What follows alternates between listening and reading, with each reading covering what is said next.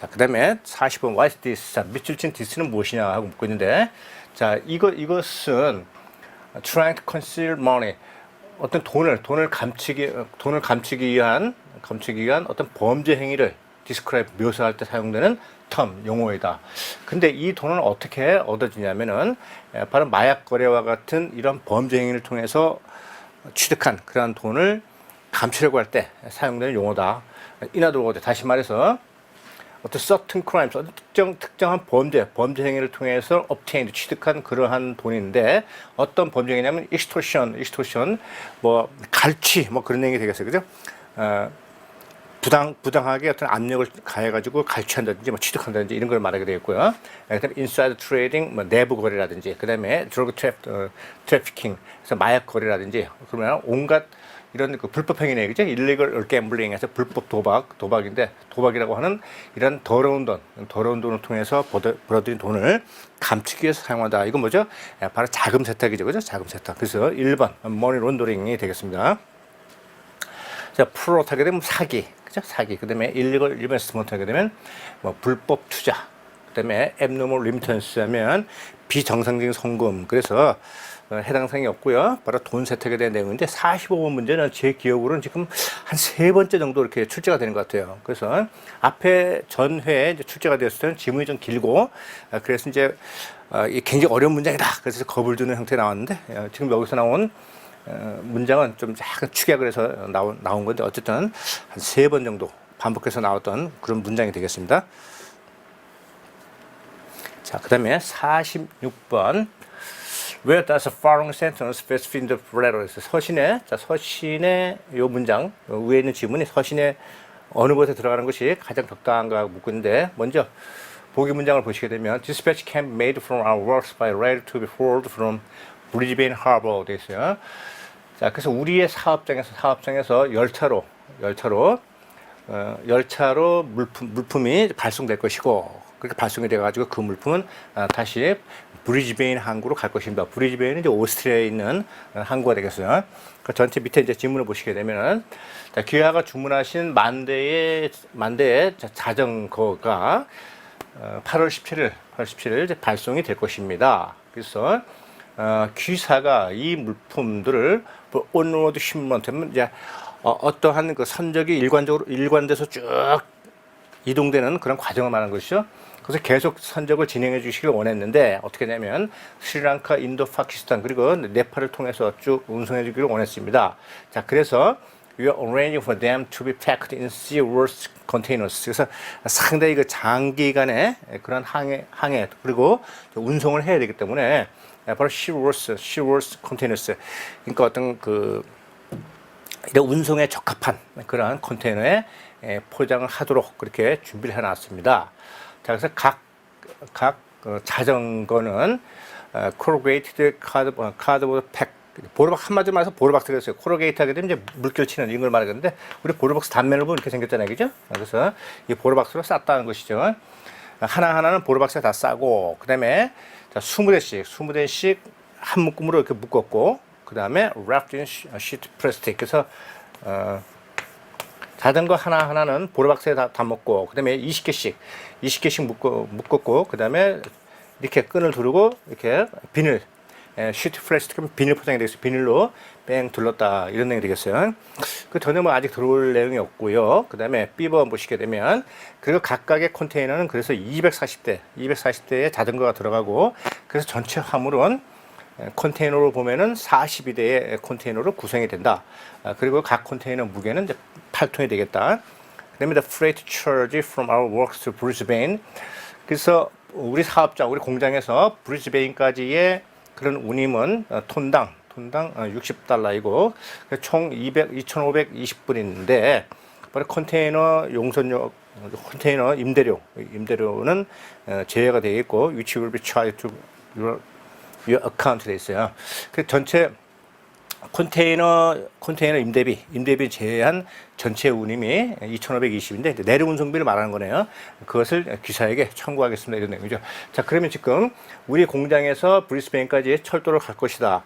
그런데 그때까지의 운임은 바로 톤당 톤당 60불이다. 그러니까 브리스베인까지 간다는 내용이 오고 그다음에 그에 따른 비용에 대한 산출이 나오게 되니까 C번 자리가 가장 적절한 자리가 되겠습니다.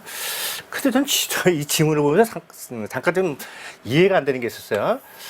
우리 뭐 지도를 이렇게 보면은 호주가 이렇게 있고요. 브리스베인이 여기 있단 말이에요. 시드니 쪽에, 멜버른 시드니 쪽에 브리스베인이 여기 있는데, 그럼 스리랑카는 여기 있고요. 자, 그러면 이제 인디아 이렇게 있고, 그럼 브리스베인에서 이걸 따르게 되면 지금 스리랑카, 인디아, 파키스탄 가는데, 그럼 스리랑카 갔다가, 그럼 인도 갔다가, 파키스탄이 여기 있단 말이에요, 여기. 그죠? 파키스탄 갔다가, 네팔은 또 여기 있단 말이에요. 이 물품이 또 이렇게 간단 말이에요, 그죠? 이렇게 스리랑카로 해서 바로 네팔로 가든지, 방글라데시를 통해서 가든지, 아니면 인도를 통해서 네팔로 가면 되는데, 굳이 이렇게 갔다가 이렇게 가는 이유를 모르겠어요.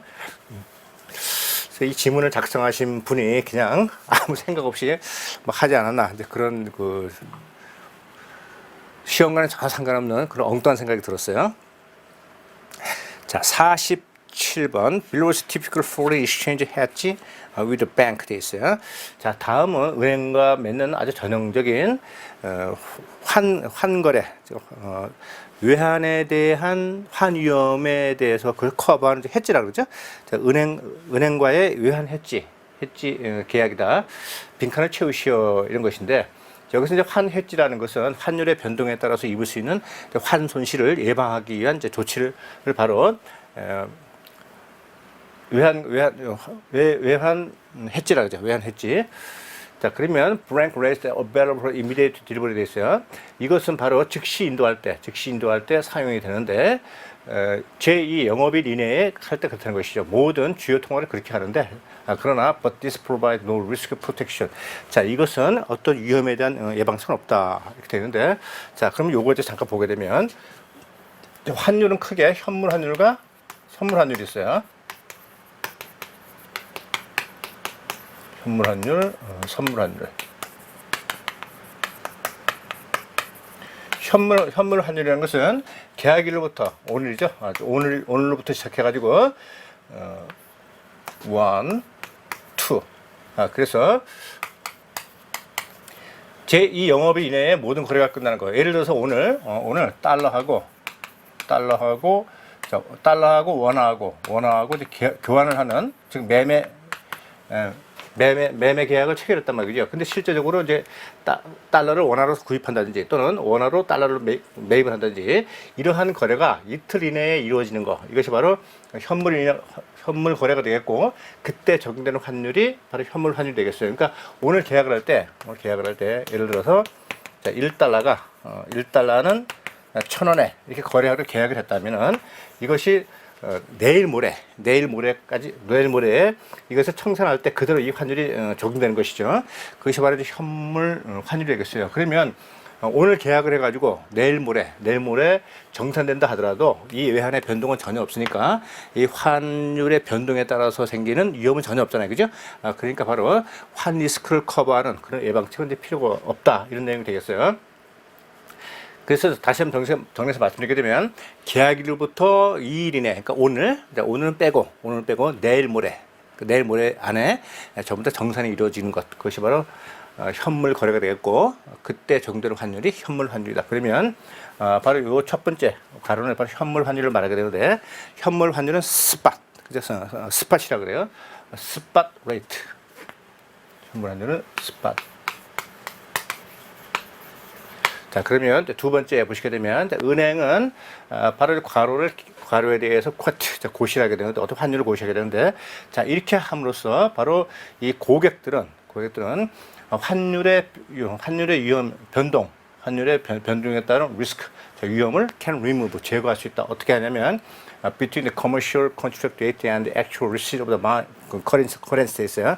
실제 오늘 계약을 체결한 날과 그다음에 앞으로 그 외화가 들어오는 날과의 그런 사이에 그 기간 동안에 변동될 수 있는 환율에 대한 환차손, 그것을 remove, 그런 위험을 제거할 수 있다. 그러니까 이것이 바로 선물 환율이 되겠어요. 자, 그러면 현재 매매 계약을 체결할 때 이렇게 했단 말이죠. 그죠? 근데 나중에 이것이 3개월이나 4개월 뒤에 수출하고 난 다음에 이제 달러가 들어오는데 이것이 이제 환율이 하락을 해가지고 이렇게 됐다 그러면 어떻게 돼요?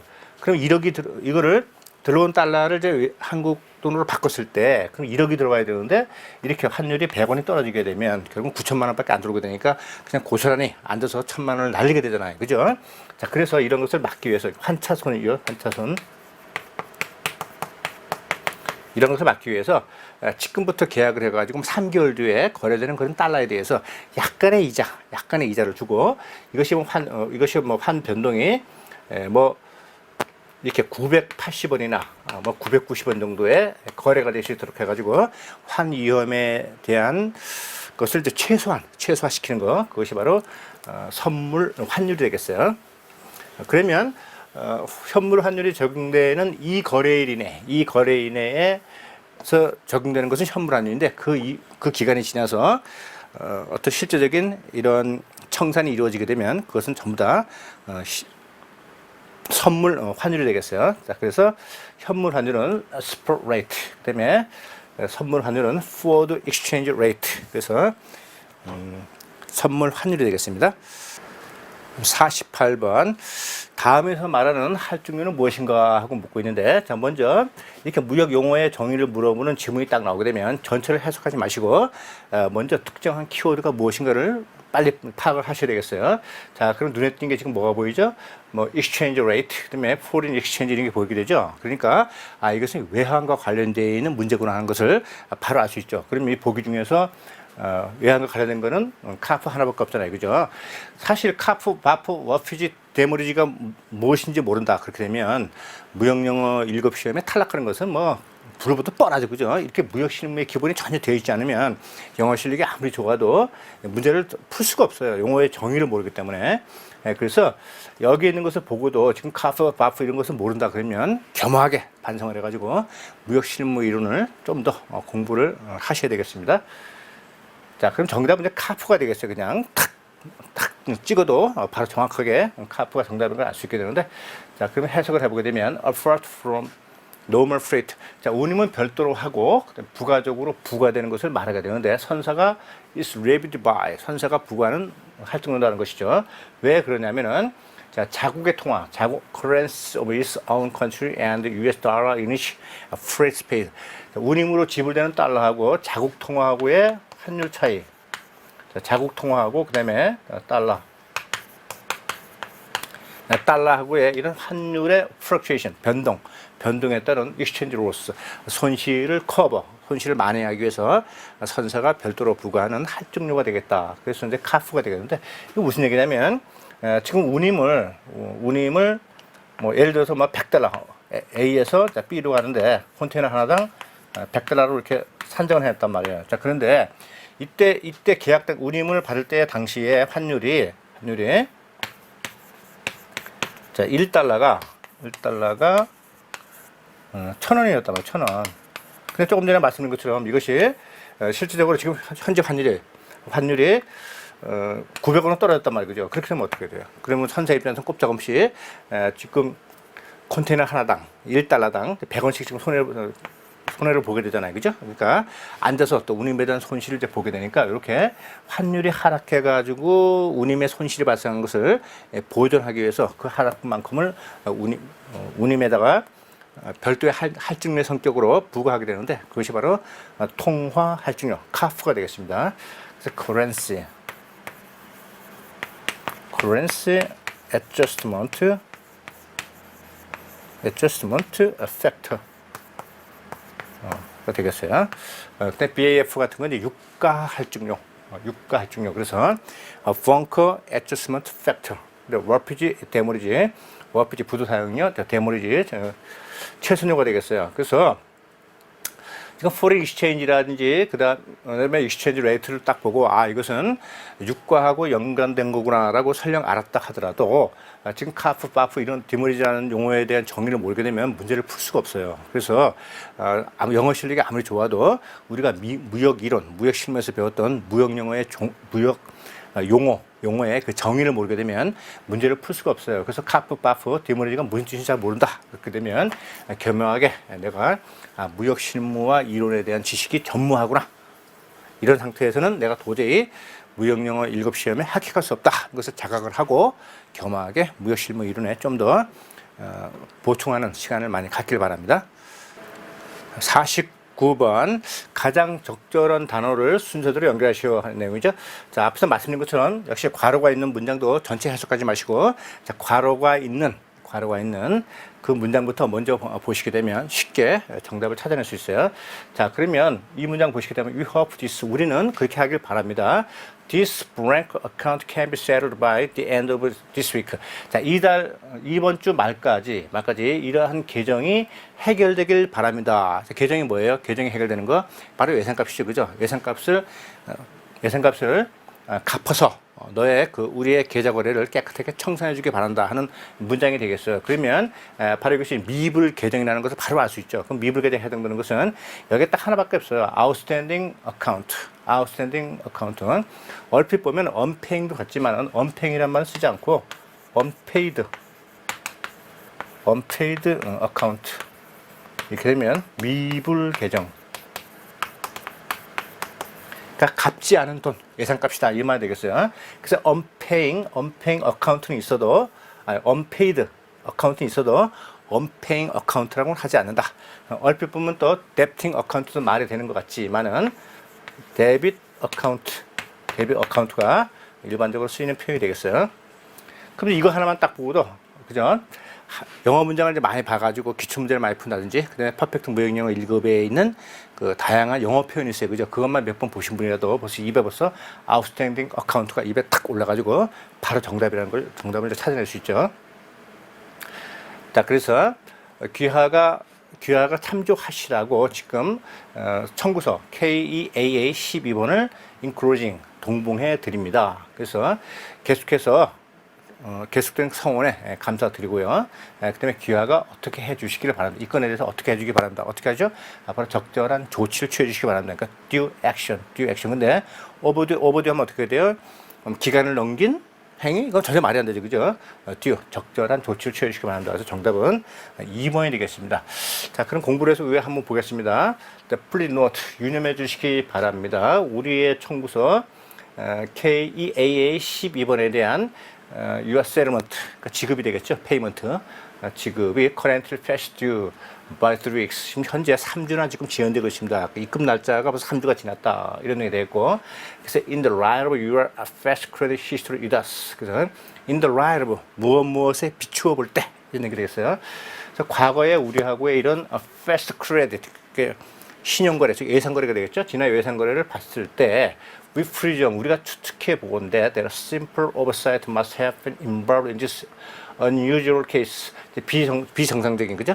이렇게 유례 없는 이러한 것이 바로 생겼는데, 그것은 바로 simple oversight must have been. 그래서 단순한 착오가 있지 않았나 이렇게 생각이 됩니다. 하니까 바로 이 매수인은 그동안 돈을 잘 갚았어요. 잘 갚았는데 지금 이제 이것이 입금이 지연되니까 이쪽에 지금 매도인이 당신 그동안 돈을 꼬박꼬박 갚았는데 이런이 있는 거 보니까 네가 아무래도 깜빡하신 것 같다. 그래서 상대방을 이렇게 존중하면서 대금을 청구하는 그런 완곡한 지급 청구 서신이 되겠습니다.